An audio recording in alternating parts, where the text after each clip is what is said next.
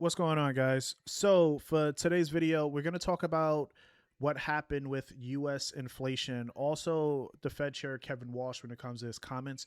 We're going to go through it together just so that I could give you guys the details that most of you missed out, right? Because I know it was a long conversation. So, let's just start here. So, mindset of the week, right? So, I do this all the time with the private group inside the Discord. So, I just want to give it to you guys, right? So, just become unstoppable. So you may stumble, but you cannot quit. And I understand that trading is extremely hard, right? For a lot of people as well. So it's a mindset game. But this week, your mission is to become the version of yourself that refused to be controlled by excuses, emotions, distractions, or temporary setbacks. Your vision is bigger than you. Your family and your future and the people you are called to impact are depending on you. So keep showing up, right? Because you're right now you're watching this video and you're learning, you're trading. You're not here by accident. You were chosen to lead, build, grow, and become everything God created you to be. So make sure this week you build better habits. Keep the promises that you make to yourself. Do the work when nobody is watching. And choose discipline when motivation disappears. All right. So hopefully this helps you guys move forward. But now let's talk about today's inflation data because it was extremely important, right? This was the main focus. So inflation across the board came in lower than expected. It was a surprise too. It was a very tight range that came across. So this was a surprise And a print US official across the says US board. forces carried out a And few if additional you guys strikes are on military following, targets in right, Iran earlier this on is how Tuesday. we are already preparing and prepping for each scenario. So every time we're trading economic data, we know what to trade and what to look for if we get a higher print, and then what direction the markets could go if we get a weaker print. So when it comes to inflation, we understand that this impacts monetary policy. So inflation coming out higher, obviously it will cause a hawkish reaction, which would lead to stronger dollar, downside in gold, downside in equities. But what the data did, it came out lower than expected. So this is where we got the dovish reaction. And we saw a weaker dollar, but we saw gold and equities push higher for that session when the data came out. That's why you saw those moves that happened around 8:30 was strictly because the data came out very extremely low. Surprise, right? But one of the things that a lot of people miss, right? Because the moment we look at lower inflation, immediately you're thinking, oh, okay, rate cuts is coming back in. The problem was the markets was expecting rate hikes, and when this print actually came out, it lowered the projections of the possibility of a hike moving forward.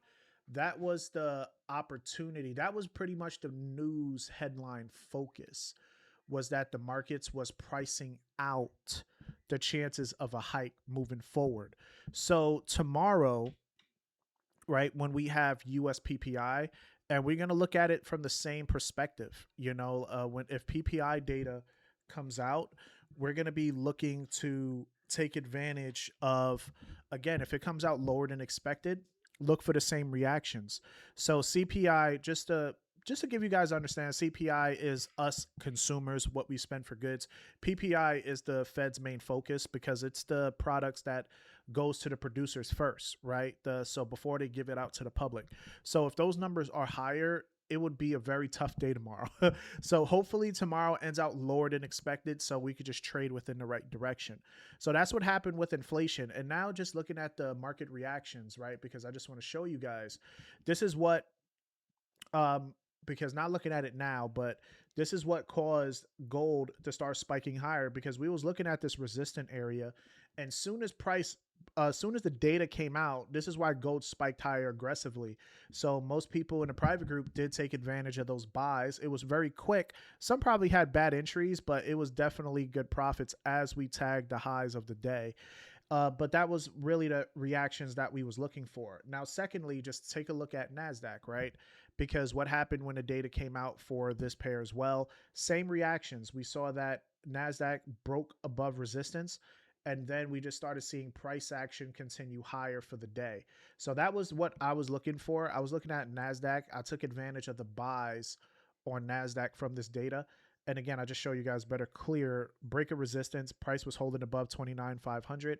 And we saw we had that spike to this resistance area, which was a really good trade. Okay, so that's what I took advantage of for the session. Now, lastly, we're gonna look at dollar, because like if you're trading dollar, all you're A bit doing further from is the US just official, it does note the if latest you're US trading like strikes in Iran were carried out to eliminate emerging threats. AUD USD, USD CAD, it's just going to do what the DXY does, right? So if DXY goes bearish, you're going to be looking for buys on EU and GU, right? You're going to be looking for sells on USD JPY. So dollar, when the data came out, which was kind of crazy because I don't, I'm gonna say it was inside trading because we was looking at this support area, but dollar was right here before the data. The dollar was already pushing lower, so the data just caused dollar to continue weaker. So that's just a good idea for you guys to know that the markets is reacting to the data, right? So it's really good to understand that part when it comes to monetary policy, trading economic data, focusing on central banks, is that the markets is focusing on data and giving us those reactions.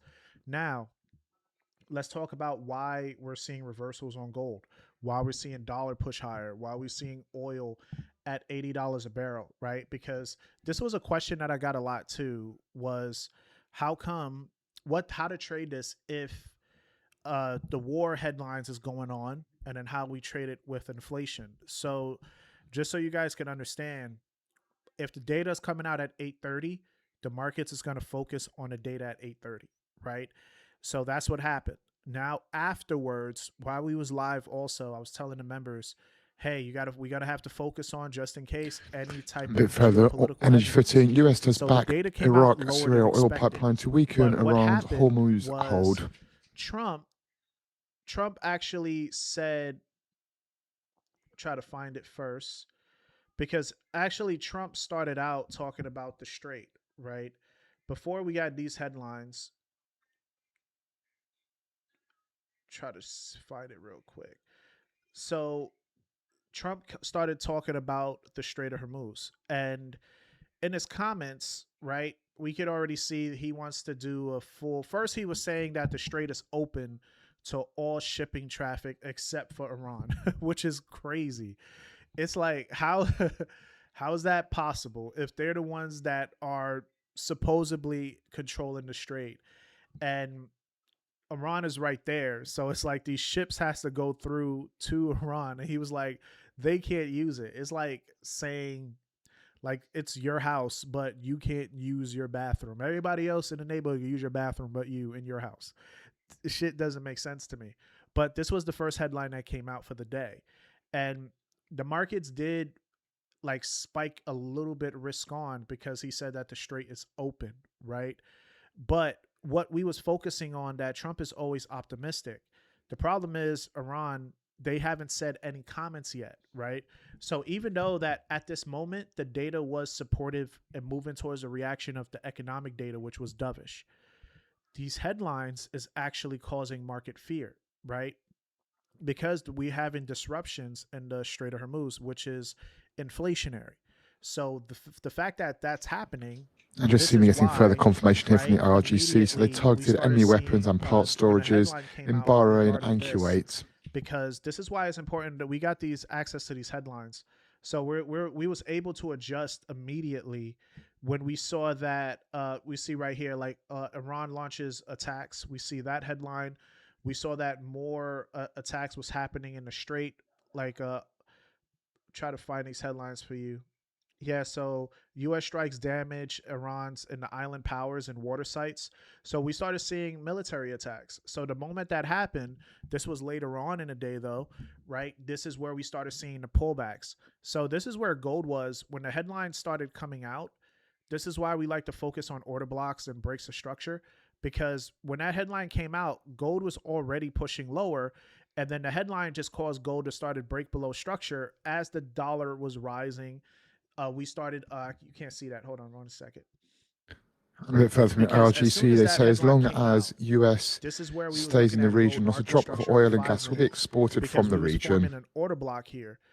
In order for us to take buys, we wanted to see gold clearly hold above 4,100 for us to take those buys. But those negative headlines started coming out, right? So the moment we know that war tension headlines is coming, the markets is going to focus on that now because RGC and US aggressions will have no result other than delaying the opening of the Hormuz Strait. So as that started happening, this is why we started seeing gold push lower for the remainder of the day. And you can just see right here, another break of structure. And we started seeing gold continue to push lower. So we pretty much almost recovered. We're like halfway, but we almost recovered the whole move of NFP. I mean, from CPI data. So this is why gold started pushing lower, was because of those news headlines. Okay. So that was the negative thing. And then when that is happening, this is where dollar started pushing higher too. So when dollar is rising, right, you can see that GU, EU is pushing lower. USD CAD is pushing, USD JPY is pushing up. That's what's causing gold to drop. And then you look at oil. Oil started pushing higher for the day as well, as we started sitting around $80 a barrel. So I know the question I'm going to get also is, oh, what happened with NASDAQ? Why isn't NASDAQ actually pushing lower? The reason why is because NASDAQ is tech, right? And we had a really good headline today, and I posted it in the right here in the indices channel, right? Where's the headline at? So right here, U.S. officials said shipments of NVIDIA chips, H200 chips, is being sent to China has begun. So that is very positive for NVIDIA. And NVIDIA pretty much holds the majority of the weight of NASDAQ. So that's what helped the buys of NASDAQ take over, right? So that was the actual focus, was NASDAQ was a good opportunity. Gold was a good opportunity for today. Now, moving forward, we're just going to focus on US PPI tomorrow.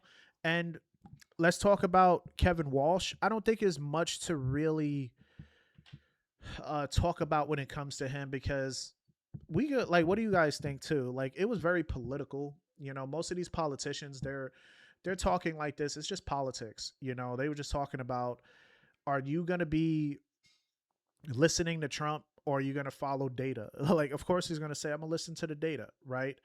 I don't think that after today's CPI report, everything is swell. So he's saying that inflation is doing really well.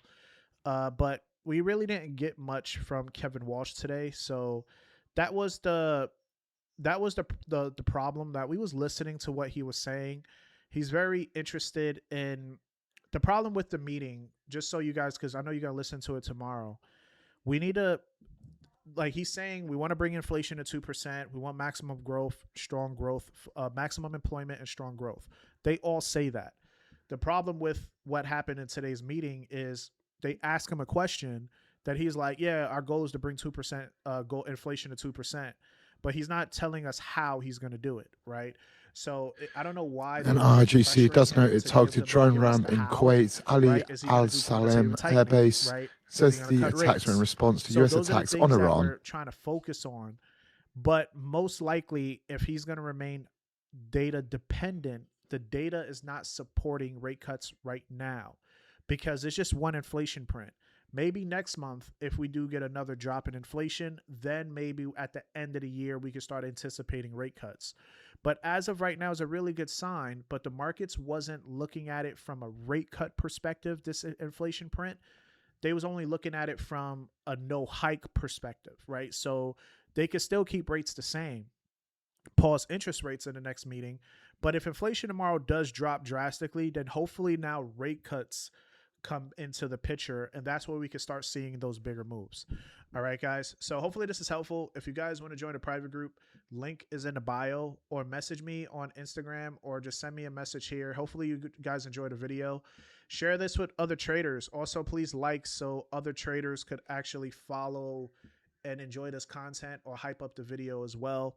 Peace out, guys. Trade safe, and I'll see you guys in the next video.